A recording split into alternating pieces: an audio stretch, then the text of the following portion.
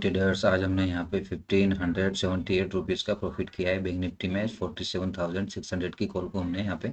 Bye किया था। Okay, तो अभी एंट्री टाइम को देख लेते हैं कि हमने जो एंट्री लिया था वो किस टाइम लिया था, और हमारा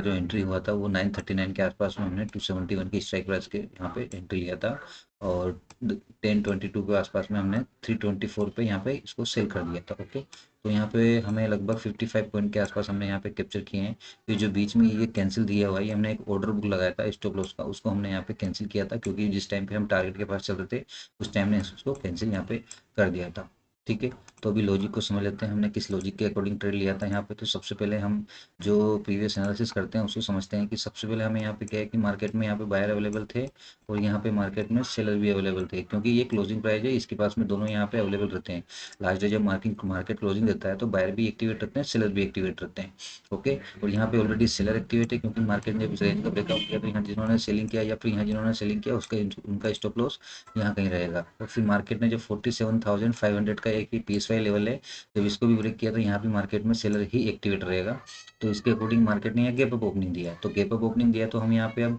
हमें देखना है कि यहाँ पे मार्केट में सेलर अवेलेबल नहीं है, क्योंकि सेलर मार्केट से निकल चुका है। मार्केट ने गैप अप ओपनिंग दिया तो इनको काफ़ी इनका पोजीशन में लॉस हो चुका है। यहाँ जिन्होंने सेलिंग किया ये भी मार्केट से निकल चुका है, और इसने जो सेलिंग किया वो मार्केट में भी प्रेजेंट है, क्योंकि लगभग फॉर एग्जांपल इसने अगर यहाँ पे पोजीशन को लास्ट दिन अगर इसका जो प्रॉफिट चल रहा होगा तो इसने यहाँ पे जो गैप अप ओपनिंग दिया है तो इस सेलर ने यहाँ पे 30% ही प्रॉफिट इसका बचा हुआ है। तो जब 20 या 30% प्रॉफिट बच जाता है तो ऐसा साइकोलॉजी रहता है कि ट्रेडर या तो फिर 50 या 60% के आसपास प्रॉफिट जाता है तब प्रॉफिट बुक करता है, या फिर अपना पूरा लॉस लेके या पूरा स्टॉप लॉस हिट होके ही प्रॉफिट बुक करता है। तो इन लोगों का स्टॉप लॉस इस रेंज के आसपास में आपको मिलेगा 47,900 47,920 के आसपास में स्टॉप लॉस मिलेगा। ठीक है, तो इसी प्लान के अकॉर्डिंग हमारा यहाँ पे बाइंग का प्लान था, लेकिन प्राइस एक्शन बनने का हमने वेट किया। मार्केट यहाँ पे अपसाइड जा रहा था तो हम यहाँ पे एक रिट्रेसमेंट का वेट कर रहे थे, लेकिन ये जो रिट्रेसमेंट दिया है कि ज़्यादा अच्छा रिट्रेसमेंट नहीं दिया था, लेकिन उसके बाद में ये जो रिट्रेसमेंट आया था और जैसे ही मार्केट ने इस लेवल का यहाँ पे कैंडल का ब्रेकआउट दिया है, तो जैसे ये वाला कैंडल बना है तो इस कैंडल पे हमने इस कैंडल पे हमने यहाँ पे एंट्री कर लिया है बैंक निफ्टी में। तो इस कैंडल पे हमने 47,600 के कॉल को यहाँ पे बाय कर लिया था, और बाय करने के बाद हमें यहाँ पे काफ़ी अच्छा यहाँ पे लॉस दिखाई दिया। नियर बाय हम स्टॉप लॉस के पास में थे, और हमने यहाँ पे स्टॉप लॉस थोड़ा थोड़ा बड़ा भी रखा था आज, क्योंकि हमारा जो एंट्री है ये काफ़ी, इस एंट्री को मैं थोड़ा जल्दी मान रहा था, क्योंकि मार्केट में ये कैंडल लो बनाया था, इसका यहाँ पे मार्केट ने सपोर्ट लिया था। ये जो कैंडल है इसका सपोर्ट लिया था, लेकिन यहाँ पे थोड़ा जल्दबाजी करके हमने एंट्री कर लिया था, क्योंकि इतना अच्छा ग्रीन कैंडल बन चुका था, ऐसा लग रहा था कि मार्केट अब डाउन साइड में नहीं आने वाला है, रिवर्स ही होने वाला है।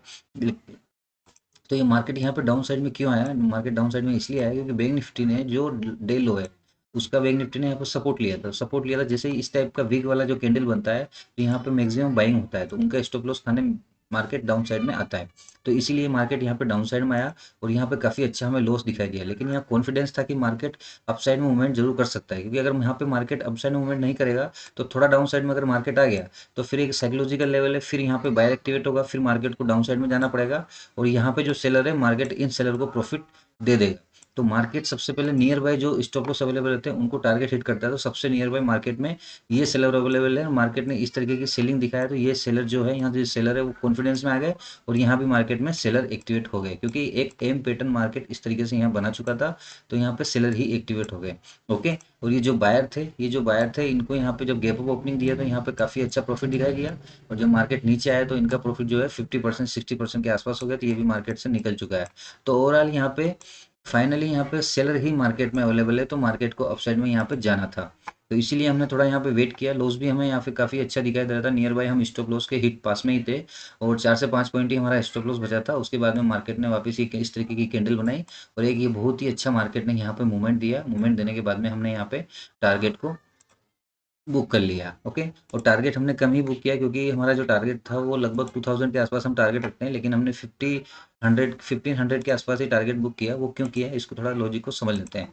कि मार्केट में हमने जो यहाँ पे एंट्री दिखाया था, तो ये जो कैंडल बना ना, यहाँ पे कैंडल पे इस कैंडल पे हम जीरो टू कॉस्ट हुए थे, मतलब इस कैंडल पे हमें जीरो प्रॉफिट दिखा रहा था, ना प्रॉफिट ना लॉस। तो मार्केट में ये जो मूवमेंट है ये हमारा इस मूवमेंट में टाइम डिके हो गया, मतलब यहाँ पे जो टाइम डिके हुआ है उस मूवमेंट में हमें काफ़ी ज़्यादा टाइम डिके हो गया, और यहाँ पे हमें प्रॉफिट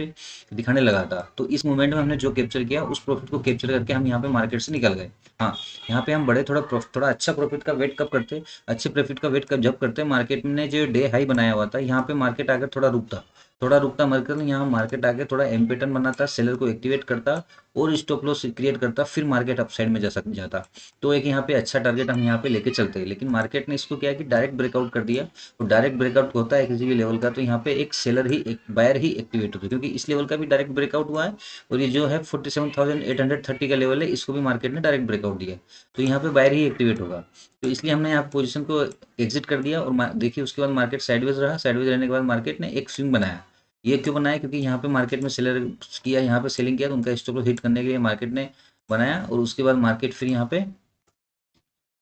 साइडवेज भी रहा पूरे दिन, और इन लास्ट के टाइम पे मार्केट ने एक अच्छा खासा यहाँ पे एक डाउनफॉल दिया है, मार्केट ने यहाँ पे डाउनफॉल दिया। इस डाउनफॉल से हमें मतलब नहीं है, क्योंकि हमने एक ही ट्रेड करते हैं, एक ट्रेड हमारा हो गया, उसके बाद में मार्केट कहीं भी जाए उससे हमें कोई मतलब नहीं होना चाहिए।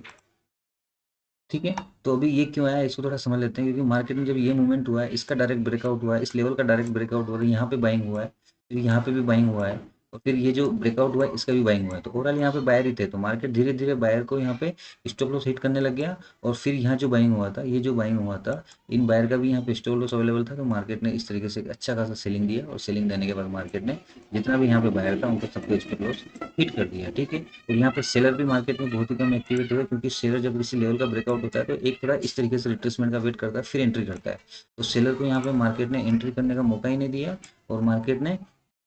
बायर का स्टॉप लॉस हिट करके अपना काम कर दिया। ओके, मिलते हैं नेक्स्ट वीडियो में। Thank you.